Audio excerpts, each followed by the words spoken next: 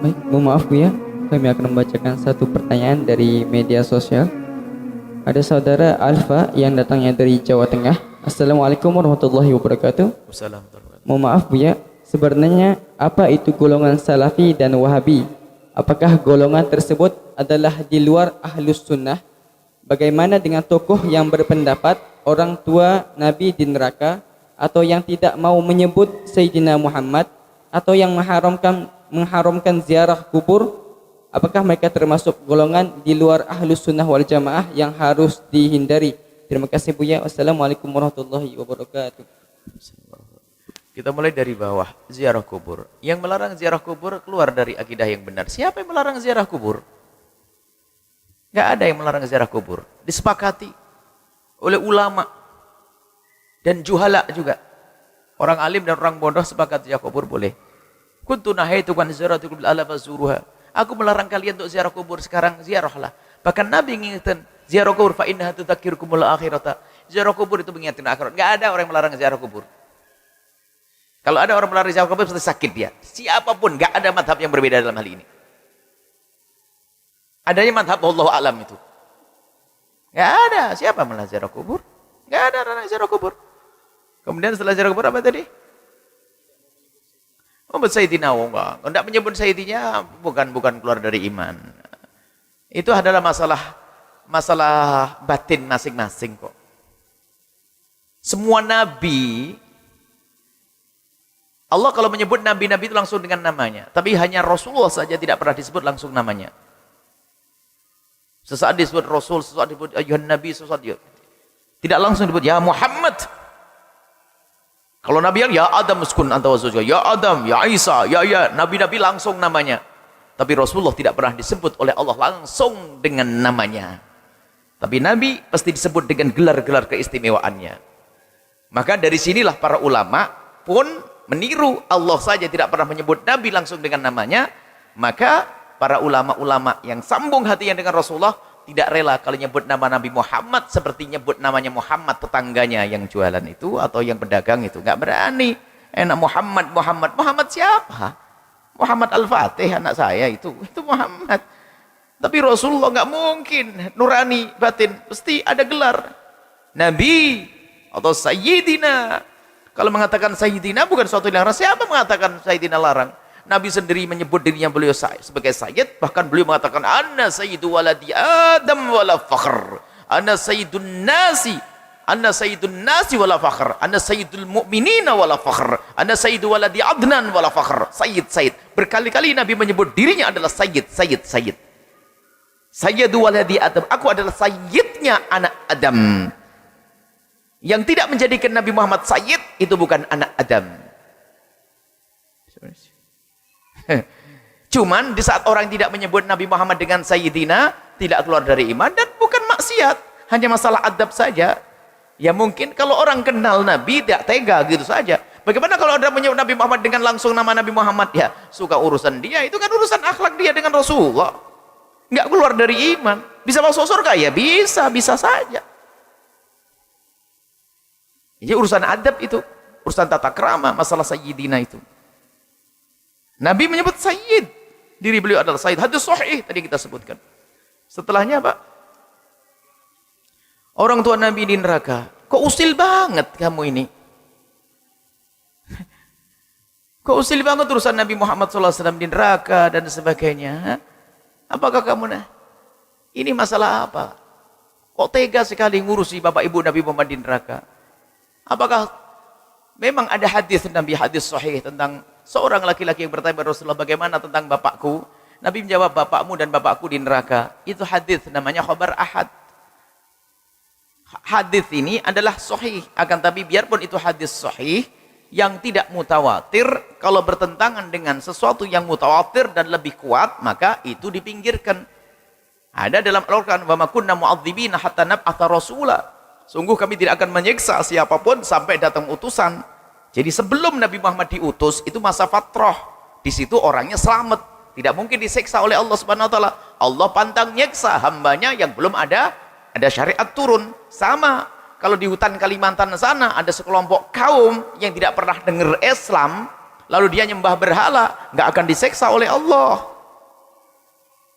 Nyembah berhala di tengah hutan Kalimantan sana. Nggak pernah dengar radio, nggak pernah punya HP, tidak pernah kenal syariat Islam, tidak sampai kepadanya dakwah, maka tidak mungkin disiksa oleh Allah Subhanahu wa taala.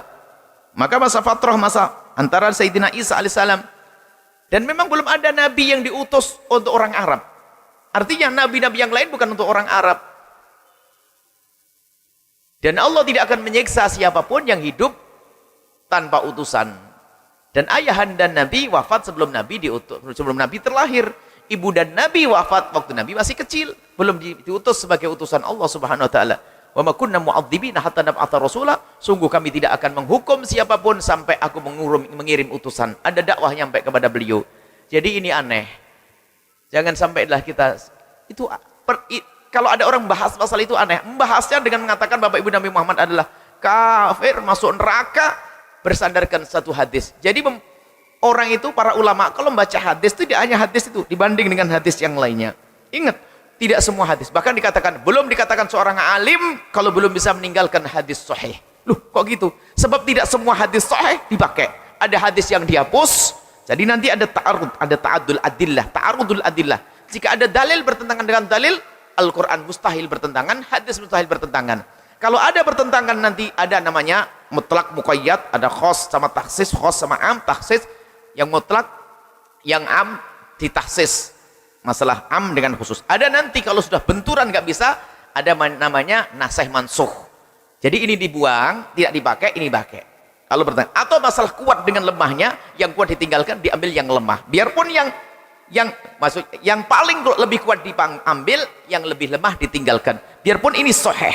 Misalnya hadis tentang Bapak Ibu Nabi Muhammad adalah di neraka adalah hadis sahih, tapi bertentangan dengan Al-Quran yang sudah sangat jelas, maka ditinggalkan hadis sahih. Maka wa ma kunna mu'adzibina, Allah tidak akan menyiksa Bapak Ibu Nabi. Itu bahasanya. Wa ma kunna mu'adzibina, sungguh kami tidak akan menyiksa, termasuk ayah ibu dan Nabi SAW, sampai datang utusan, dan Nabi waktu itu belum diutus. Memang ada orang usil.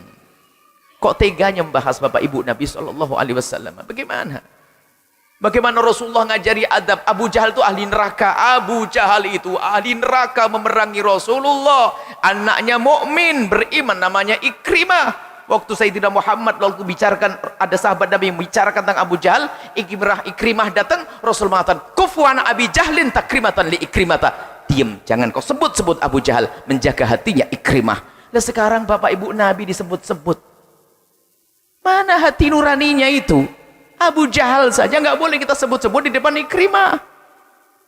Padahal Abu Jahal jelas ahli neraka. Sementara bagaimana Bapak Ibu dan Nabi Shallallahu Alaihi Wasallam? Ini urusan nurani dan batin. Bagaimana sambung hatinya dengan Rasulullah Shallallahu Alaihi Wasallam? Ada masalah salafi wahabi, kami tidak terlalu penting dengan istilah-istilah itu. Ada akidah yang harus kita patuhi adalah akidah ahli sunnati wal jamaatil asy'ariyati atau maturidiyati. Itu akidah yang selama ini di penjuru dunia. Dan jangan diingkari masalah Asy'ariyah sekaligus Sufiyah itu. Kalau orang mengingkari Asy'ariyah itu karena kesombongannya. Ulama dunia, ulama hadis. Kecuali sekarang ada orang model-model orang akhir zaman membuat data-data palsu. Misalnya Ibnu Hajar Al-Asqalani dikatakan dia bukan Asy'ari dan sebagainya, membuat data palsu. Sanad ilmunya orang akhir zaman ini semua nyambung. Mesti kalau tidak melewati Asy'ari, Maturidi dan Sufi. Nggak mungkin tidak. Tanyakan orang yang anti Asy'ariyah, kita ini Asy'ari. Kalau kita paham, kita adalah paham akidah adalah Abul Hasan Al-Asy'ari. Ahli sunnah wal jamaah, pengikut Abul Hasan Al-Asy'ari. Dan Abul Hasan Al-Asy'ari bukan mendatangkan sesuatu yang baru, tapi beliau memilah. Karena bersama berkembangnya zaman, pertemuan antara negara dengan negara, ini pertukaran budaya dan sebagainya, ini akan bercampur juga agama-agama, sehingga masuk ke dalam Islam ini macam-macam, dari falsafah dan sebagainya. Maka Abul Hasan Asy'ari memangkas, sehingga sesuatu yang asli ada benalunya, dipangkas benalunya, balik lagi asli. Itulah akidah ahli sunnati wal jamaatil asy'ariyati. Kemudian cirinya diantaranya adalah membahas tentang sifat 20, Allah wujud, kalau Anda masih menghafal ini, Anda selamat Asy'ari. Kalau sudah Anda mulai berani, nggak benar itu sifat 20, siapa yang bagi-bagi itu? Ini sudah, awas, hati-hati itu. Nah, terlepas dari namanya apa saja, Namanya biarpun namanya ahli hadis, katanya ahli sunnah, katanya ahli apa lagi. Maka kami tidak peduli tentang nama-nama itu. Yang jelas akidah yang harus kita pertahankan adalah akidah ahli sunnati wal jamaati al-asy'ariyati. Dan ini Abul Hasan Asy'ari juga lagi ada pemalsu data tentang Abul Hasan, membuat cerita tentang Abul Hasan Asy'ari. Ceritanya cerita lucu. Abul Hasan Asy'ari adalah keluar dari manhaj kita sekarang ini. Yang lebih tahu adalah muridnya. Orang akhir zaman sok lebih tahu tentang Abul Hasan Asy'ari. Aneh benar. Begitulah ahli fitnah membuat kerusakan di muka bumi ini. Jadi tidak peduli apakah gelugeran namanya Wahabi, Salafi, Hadithi, Athari, semuanya. Kami tidak peduli tentang istilah. Tapi kita kembali kepada esensi makna.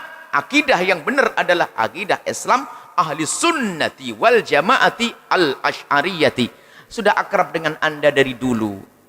Ciri ahli sunnah yang sangat kental pada Anda adalah yang sangat jelas pada Anda waktu Anda kecil suruh mengatakan Allah, Abu Bakar sahabat Nabi, Umar, Uthman, Sayyidina Ali, sanjungan kepada sahabat Nabi, itu ahli sunnah. Kemudian ciri Asy'ari adalah Allah wujud kita mbako. Ini ciri. Biarpun pembahasan Asy'ari tidak hanya terbatas di urusan sifat 20. Sifat Allah sangat banyak. Dan sifat 20 adalah sebagian kecil dari sifat Allah dibahas dalam sifat 20 itu.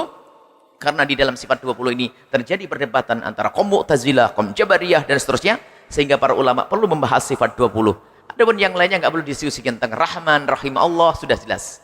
Ini. Kemudian masalah Salafi, kita Salafi. Salafi itu apa sih? Salaf itu adalah dahulu, khalaf berikut. Salafi, apakah ada madhab Salafi? Madhab Salafi itu apa sih? Bagaimana saya menjadi seorang Salaf? Apakah yang dinamakan Salafi itu adalah orang? Apa ngikuti Nabi dan sahabat Nabi begitu? Salafi itu, seperti gini, pertanyaan. Gimana ya Ustadz? Saya ingin jadi Salafi.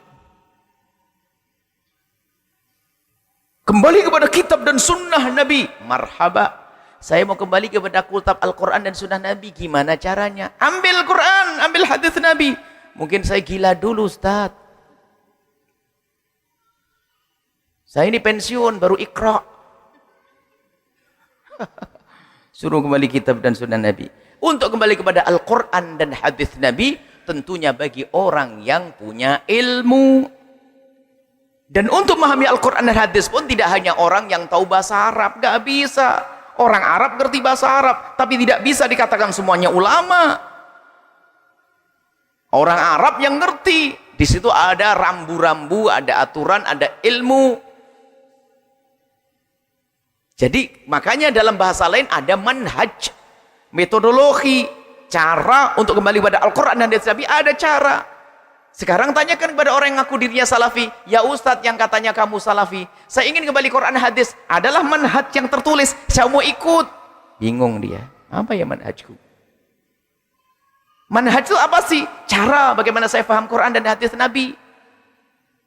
Kembali bingung dia. Bicara, harus pakai kitab usul fikih, harus ulumul Quran, ilmu tafsir. Yang punya ente. Ente punya itu? Bukan. Yang punya adalah ulama betul. Imam Syafi'i mencetuskan ilmu usul fikih. Rambu-rambu, undang-undang, aturan, kaidah-kaidah memahami Al-Quran hadis. Maka Imam Syafi'i punya manhaj. Metodologi bagaimana orang paham Al-Quran, ini loh caranya. Imam Syafi'i waktu itu ditanya oleh muridnya, gurunya Ibnul Mahdi, tentang orang-orang ini kok banyak salah memahami Al-Quran, memahami hadis. Ini gimana ya Syafi'i? Kok orang pada nggak bener nih, saya lihat di sana nggak nafsir Quran semaunya sendiri gini-gini. Maka Imam Syafi'i menulis kaidah satu demi satu, kaidah dikirimkan kepada Ibnul Mahdi. Setelah itu kaidah dikumpulkan, ternyata ini kaidah bagaimana memahami Al-Quran dan memahami hadis Nabi SAW, disebut dengan istilah Ar-Risalah. Kitab Risalah adalah kitab usul fikih yang dikumpulkan Imam Syafi'i. Setelah itu madhab Malik juga punya kaidah, cuman belum dibukukan. Setelah itu madhab Malik membukukan juga, madhab Hanifi membukukan, madhab Syafi'i membukukan. Jadi mereka ada rambu-rambu lah. Dengan dawabit rambu-rambu inilah kembali kepada Al-Quran dan hadis Nabi SAW. Maka untuk menjadi Salafi adalah bermadhab. Nah, ini, saya madhab Syafi'i, maka saya Salafi. Ya kita itu loh yang Salafi. Yang nggak mau bermadhab, loh ikut siapa? Coba, yang mengatakan tidak mau bermadhab, bagaimana engkau paham tentang am dan khos? Bagaimana engkau paham mutlak muqayyad? Bagaimana engkau paham tentang nasih mansuh? Dari mana kau ambil ilmu itu semuanya? Ya, saya ngintip dari Imam Syafi'i. Ya sudah ngintip, nanti suka ngintip. Sudah mengintip, ngaku dia paling hebat. Enggak begitu caranya. Kita insaf, sealim apapun orang madhab Syafi'i seperti Nawawi, insaf, aku alim. Tapi pun demikian ilmumu ini manhajku, cara memahami fikihku, aku ambil dari manhaj Syafi'i. Makanya Imam Nawawi dikatakan beliau adalah asy-Syafi'i, bermadhab Syafi'i. Kita ngikuti ulama, guru kita ngikuti gurunya, guru kita ngikuti gurunya, dan seterusnya. Mereka ngikuti Imam Syafi'i dalam memahami Al-Quran, hadis Nabi, keluarlah cetusan hukum fikih. Dan Imam Syafi'i punya dhawabit untuk memahami Al-Quran, punya rambu-rambu untuk memahami Al-Quran. Jadi kalau pengen tahu salafi, ya kita inilah salafi. Loh, tapi kok di situ ada salafi? Pokoknya kalau orang ngaku salafi, ya nggak bermadhab, ya bukan salafi lagi. Madhab itu apanya apa? Ngikuti manhaj memahami Al-Quran hadis. Yang nggak pakai madhab Syafi'i, Hambali, Maliki, Hanafi, nggak ada manhaj dong. Terus pakai apa?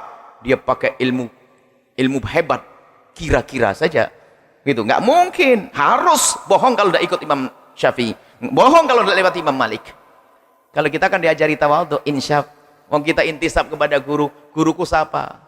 Ini ngikut sampai nyambung. Ini salafi adalah orang mengikuti Al-Quran dan hadis Nabi SAW.